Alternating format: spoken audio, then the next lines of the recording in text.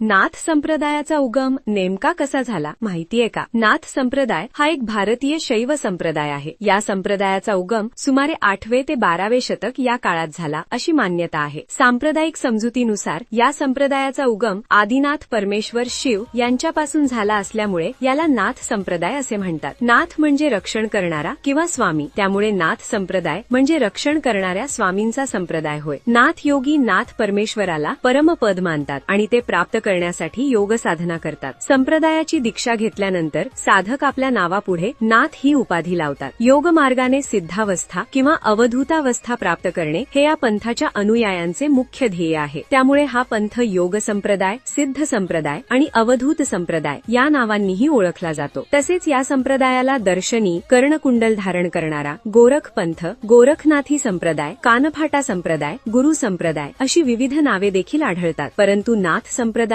किंवा नाथ पंथ हेच नाव अधिक प्रचलित आहे. आदिनाथ शिव हे संप्रदायाचे मूळ प्रवर्तक मानले जातात. मात्र त्यांचे शिष्य मच्छेंद्रनाथ म्हणजे मत्स्येंद्रनाथ हे संप्रदायाचे पहिले मानवी गुरु मानले जातात. संप्रदायाला व्यापक स्वरूप देण्याचे श्रेय गोरखनाथ यांना दिले जाते. मत्स्येंद्रनाथ यांचे गुरुबंधू जालंधर आणि जालंधर यांचे शिष्य कानिफनाथ यांनाही संप्रदायात मोठा मान आहे. संप्रदायाचा उगम कदलीबन येथे झाला असे अनेकांचे मत आहे. मात्र कदलीबन नेमके कुठे होते याबाबत मतभेद आढळतात. संप्रदायाचे उगमस्थान म्हणून हिमालय, नेपाळ, पंजाब, उत्तर प्रदेश, आसाम, बंगाल, महाराष्ट्र तसेच आंध्र प्रदेशातील श्रीशैलम पर्वत ही स्थाने वेगवेगळ्या विद्वानांनी नमूद केली आहेत. ओम नमो आदेश.